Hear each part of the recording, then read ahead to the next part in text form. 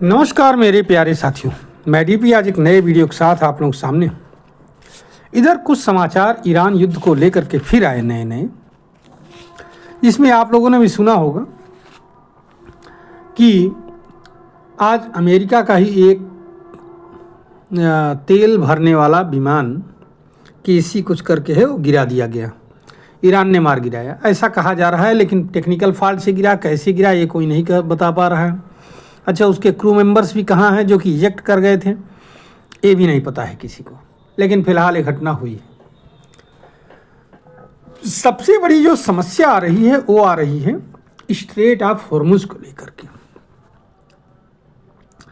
बहुत सारे समाचार माध्यमों से ये रिपोर्ट आई है कि ईरान ने 3 शर्तें रखी है, पेजिशकियान ने 3 शर्तें रखी हैं वार को खत्म करने के लिए। पहला काम क्या है कि ईरान के कानूनी अधिकारों को मान्यता दी जाए। कुल मिलाकर के ईरान को मान्यता दी जाए, और ये मान्यता तब मिलेगी जब उसके ऊपर सैंक्शंस वगैरह खत्म होंगे। दूसरी बात, युद्ध में हुए नुकसान की भरपाई की जाए, अन्यथा ये युद्ध नहीं रुकेगा। और तीसरी, भविष्य में हमला न हो इसके लिए पक्की गारंटी होनी चाहिए हमारे पास। ये 3 शर्तें किसने किया है? पेजेशकियान ने, वहाँ के राष्ट्रपति जो हैं उन्होंने रखा। लेकिन सुप्रीम लीडर का, ये 2 दिन पहले की बात है घटना, supreme leader of Iran Mustafa Khomeini का एक बयान जारी हुआ जो ईरान टेलीविज़न पर आया। ध्यान रखिएगा, ईरान के टेलीविज़न पर ये सिर्फ पढ़ा गया है बयान, कोई ऐसा वो नहीं है कि उसमें जो है उन्होंने सामने आकर के भाषण दिया हो। और ये जो उन्होंने जो उनका जो ये बयान जो पढ़ा गया है वहाँ टीवी के सामने, उसमें कई पॉइंट्स हैं। पहली बात तो ईरान अपने आप में अपने एक शहीद का बदला लेगा, उनका ये कहना है।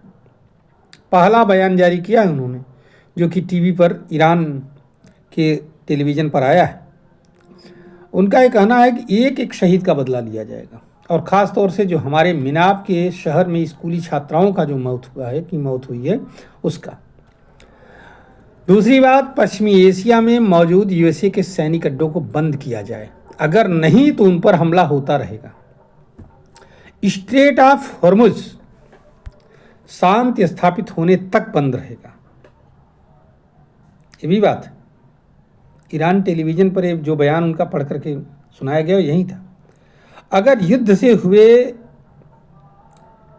जो वो हैं, युद्ध से हुए जो नुकसान है, लॉस है, उसकी भरपाई यूएसए नहीं करता है तो ईरान भी उतनी ही बर्बादी यूएसए और इजराइल के एसेट्स को नष्ट करके करेगा। विश्व के किसी भी देश में इनके एसेट्स क्यों ना। अब इन सारे बयानों के बीच में जो सबसे बड़ी समस्या आ रही है पूरे विश्व के सामने, अमेरिका भी जिससे घबराया हुआ है, वो यही है कि स्ट्रेट ऑफ हॉर्मुज पर जो ईरान का कब्जा है। ईरान ये कह रहा है कि स्ट्रेट ऑफ हॉर्मुज, क्योंकि आप जानते हो, अगर मैप को देखोगे आप, वर्ल्ड मैप को, तो वैसे तो स्ट्रेट ऑफ हॉर्मुज काफ़ी वो है, चौड़ा है, ऐसा नहीं, इतना कम नहीं है, लेकिन कुछ एक जगह पर ये बहुत नैरो हो जा रहा है।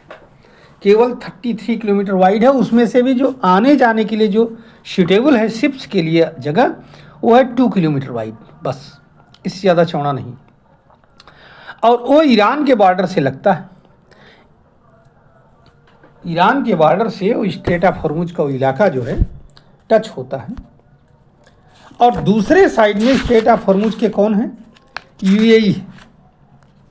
तो यूएई का प्रेजेंस, यूएई इतना मजबूत कंट्री तो है नहीं। अच्छा, अमेरिका भी इतना यूएई का साथ नहीं दे पा रहा है खुल कर, इसलिए भी यूएई थोड़ा सा परेशान हो चुका है।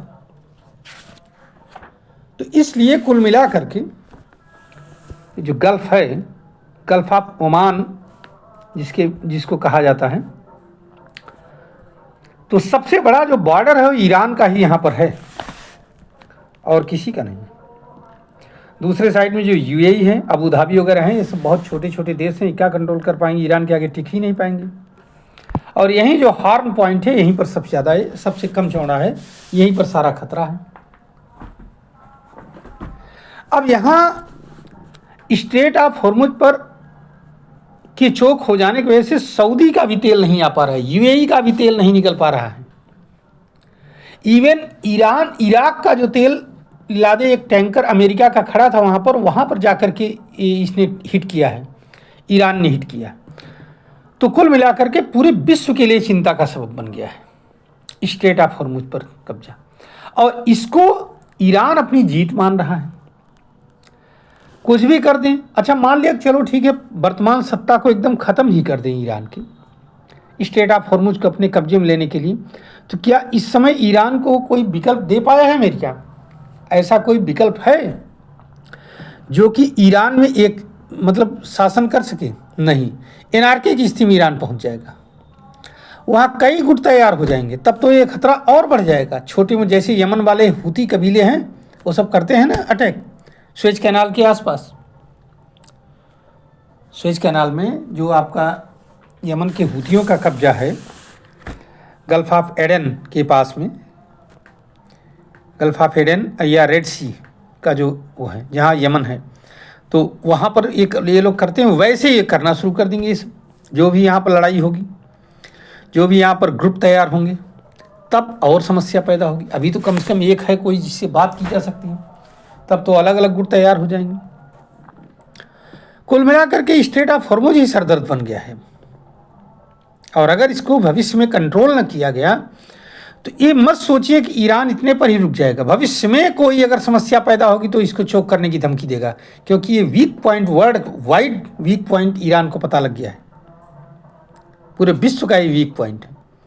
आज तेल की कीमत, कच्चे तेल की कीमत $100 के पार में पहुंच गई है, 100 या 100 के आसपास है, और यही युद्ध से पहले $90 के आसपास रहा करता था।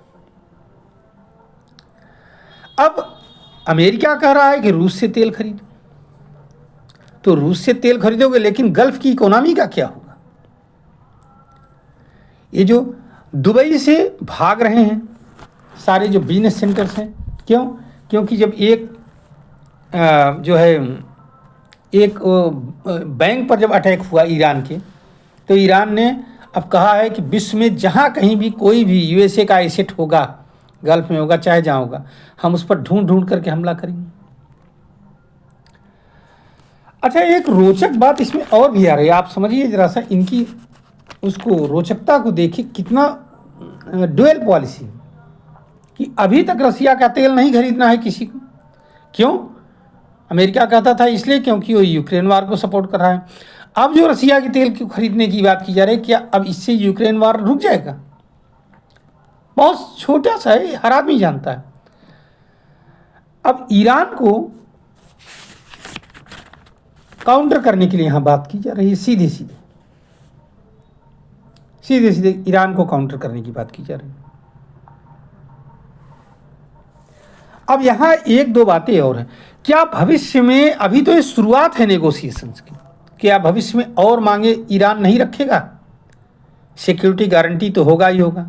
इसके अलावा ईरान जब उसको ये कमजोरी पता लग गई है स्ट्रेट ऑफ हॉर्मुज की, तो ईरान तो गल्फ में एक बहुत बड़ी ताकत बन जाएगा और इसको मान्यता दी जाएगी। गल्फ ऑफ पर्शिया में यूएसए के सैनिक को वो जहाँ से जो कहेगा हटाना पड़ेगा। न्यूक्लियर प्रोग्राम को एक्सेप्टेंस मिले, कम से कम सिविल न्यूक्लियर प्रोग्राम को तो मिले ही मिले, ये भी कहा जाएगा, इसको भी मान्यता मिले। सेलेक्टिव शिपिंग जो प्रिविलेजेज मिली हुई हैं 3-4 देशों को मिली हुई हैं, जिसमें आपका इंडिया भी है। लेकिन इस बीच में जो सबसे इम्पॉर्टेंट खबर आई है वो ये आई है कि पहले जहाँ सैंक्शन से पहले ये युद्ध से पहले ईरान केवल 2 million barrel oil, crude oil per day China को या इंडिया को देता था, और एक आध दो कंट्रीज हैं उनको देता है। लेकिन अब जाकर के इधर जो रिपोर्ट आई है वो आई है 2.1 million barrel crude oil per day निकल रहा है वहाँ से। इसका मतलब ईरान की तो बल्ले बल्ले हो गई, तो फिर अमेरिका ने इतना लंबा मेहनत करके क्या पाया, क्या हासिल किया? बहुत सारे क्वेश्चंस यहाँ पर हैं।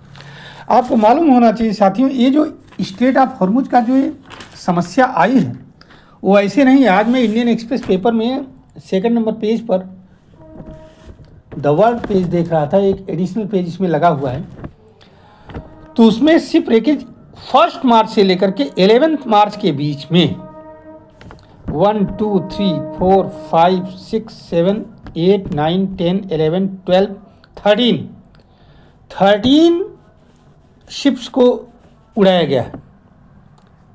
इनके नाम है बाकायदे। मार्च 1 को 3 शिप उड़ाए गए थे, पलाऊ, जिब्राल्टर, मार्शल आइलैंड का एक शिप है। मार्च 2 को यूएस फ्लैग एक शिप उड़ाया गया था। मार्च 3 को मार्शल आइलैंड का एक क्रूड ऑयल का दूसरा शिप उड़ाया गया।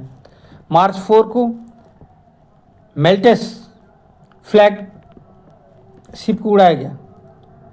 तो ये अलग अलग देशों के शिप्स को उड़ाया गया है। इसमें थाईलैंड का शिप भी है, जापान का शिप भी है, मार्शल आइलैंड का शिप है। तो ये मार्शल आइलैंड के तो कई शिप्स हैं उड़ा दिए गए। तो ये है गेम पूरा, इसलिए ये पूरा चोक हो गया है और डरे हुए हैं कि अब तो कि इवन ईरान के बॉर्डर पर जाकर के इराक के बॉर्डर पर जाकर के ईरान ने हमला किया। वहाँ एक यूएस शिप था, यूएस को तेल ले जाने के लिए एक शिप खड़ा हुआ था, उस पर हमला कर दिया, उसको जला दिया, आग लग गई उसमें। ये है स्ट्राइक का असर। तो अब यहाँ पर हाँ, इस शिप का नाम जो इराक के बॉर्डर पर जो जाकर के हिट किया गया है उसका नाम था खौर अल जुबैर पोर्ट पर, बसरा के पास में है। पूरे शिप को ही जो है उड़ा दिया गया। तो ये अब इससे एक अगर ये चीज़ मान्यता मिलती है, अब इसका सलूशन तो पूरे वर्ल्ड को ही सोचना पड़ेगा। जिन्होंने अटैक करके उसको डिस्टर्ब किया उनको ही इसका सलूशन खोजना है कि क्या किया जाए। अब बेहतर ये होगा कि वहाँ पर किसी तरह से शांति स्थापित की जाए और ईरान को भी कुछ लिवरेज के साथ मनाया जाए, सही किया जाए, जिससे खुल सके। नहीं तो ये विश्व में पूरे उहापोह मच जाएगा। और सबसे ज़्यादा इससे प्रभावित यूरोप हो रहा है, सबसे ज़्यादा प्रभावित हो रहा है यूरोप। चलिए आने वाले दिनों में कैसे क्या होगा ये तो देखना है, लेकिन 11 12 शिप्स को एक साथ उड़ा देना ये मायने रखता है और विश्व की इकोनॉमी को बहुत बड़ा हिट करेगा, चोट करेगा। क्या होता है क्या नहीं होता ये तो देखने का विषय है। साथियों, आपकी इस पर क्या कमेंट है आप ज़रूर लिखिएगा। और अगर हमारा ये वीडियो अच्छा लगे तो आप इसको लाइक करिए, शेयर करिए और हमारे चैनल को भी सब्सक्राइब करिए। धन्यवाद, नमस्कार, जय हिंद, जय भारत, वंदे मातरम।